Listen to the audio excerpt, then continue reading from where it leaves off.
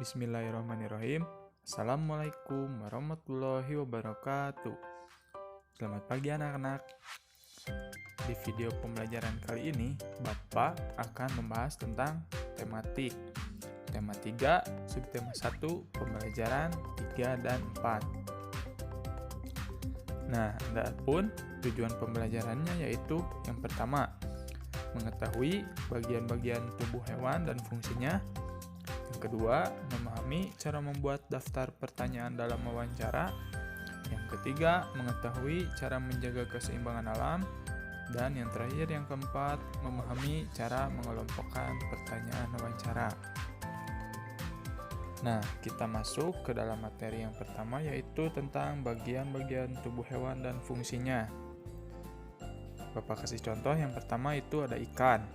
Ikan adalah hewan yang hidup di air dan bernapas dengan insang. Ikan merupakan hewan yang paling banyak mempunyai jenisnya, yaitu mencapai 27.000 macam jenis ikan. Nah, adapun di sini sisik ikan berfungsi sebagai pelindung tubuh. Lalu, matanya berfungsi untuk melihat lingkungan sekitar, serta insang berfungsi untuk bernafas. Badan yang ramping memudahkan ikan bergerak di dalam air. Ekor berfungsi untuk membantu pergerakan di air. Dan yang terakhir, sirip berfungsi untuk berenang. Nah, siripnya itu yang di bawah berfungsi untuk berenang ya, anak-anak. Selanjutnya hewan yang kedua yaitu ada kucing. Kucing adalah hewan karnivora atau pemakan daging. Kucing telah berbaur dengan kehidupan manusia dan dijadikan sebagai hewan peliharaan paling populer di dunia. Kucing mempunyai banyak jenis ya, sama halnya seperti ikan. Nah, di sini fungsi dari telinga kucing yaitu untuk mendengar. Lalu mata untuk melihat, hidung untuk mencium bau atau aroma. Misai itu yang ada di leher lah kalau manusia mah, untuk mengetahui keadaan sekitar. Lalu rambut berguna untuk menutupi tubuh. Nah, ekornya berfungsi untuk keseimbangan. Lalu yang terakhir ada kaki sebagai alat gerak dari kucing. Nah, mungkin materi dari bagian-bagian tubuh hewan dan fungsinya Bapak contohkan 2 saja ya. Untuk mengetahui yang lebihnya lagi, kalian bisa mencarinya di internet. Selanjutnya yaitu tentang daftar pertanyaan wawancara. Wawancara adalah percakapan antara 2 orang atau lebih yang berlangsung antara narasumber dan pewawancara. Pertanyaan yang diajukan kepada narasumber harus sesuai dengan topik wawancara. Kata tanya yang dapat digunakan untuk membuat pertanyaan wawancara yaitu ada apa, berapa, siapa, di mana, kapan, mengapa, dan bagaimana. Kata tanya tersebut dapat digunakan untuk menggali informasi secara rinci dari narasumber. Saat wawancara, sebaiknya tidak mengajukan lebih dari 1 pertanyaan secara langsung.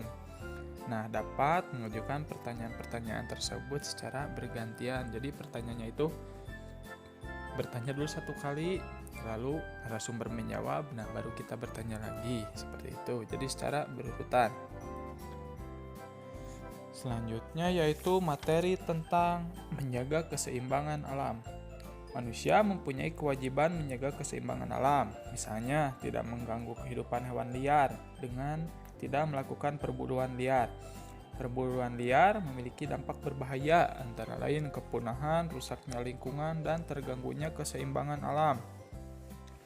Penebangan hutan secara liar juga memberikan dampak tidak baik untuk hewan liar. Penebangan hutan secara liar merusak tempat tinggal hewan liar. Hewan liar akan berpindah ke permukiman warga. Hal itu tentu akan mengganggu warga karena hewan liar akan merusak perkebunan atau peternakan. Selain itu, rusaknya hutan juga menyebabkan lingkungan sekitar menjadi tidak seimbang lagi. Nah, jadi peran kita di sini yaitu menjaga lingkungan agar lingkungan tetap tumbuh ya, tidak tercemar, dan harus menjaganya supaya kita juga mendapatkan lingkungan yang bersih, enak seperti itu. Nah, selanjutnya materi yang terakhir yaitu pengelompokan pertanyaan wawancara. Pertanyaan wawancara sebaiknya dikelompokkan dari pertanyaan umum hingga pertanyaan khusus. Tujuannya agar narasumber mudah diarahkan untuk memberikan penjelasan secara rinci. Dengan demikian, pewawancara juga akan mendapatkan informasi yang sesuai yang diinginkan. Hal lain yang perlu diperhatikan saat mengajukan pertanyaan wawancara adalah menggunakan bahasa yang santun. Kesantunan bahasa dapat ditunjukkan dengan cara tidak menyinggung pihak lain. Sebagai pewawancara, sebaiknya kita bersikap tidak membela pihak manapun. Nah, di sini kita sebagai pewawancara harus pertanyaannya itu yang tidak memihak ke siapapun, tapi harus adil gitu. Pertanyaannya juga harus yang sopan, bahasanya harus yang baik, tidak boleh menggunakan bahasa yang kasar seperti itu ya. Karena dalam wawancara, jika menggunakan bahasa kasar itu tidak baik, tidak bagus ya. Nah, mungkin pembelajaran tematik dari Bapak dicukupkan sekian.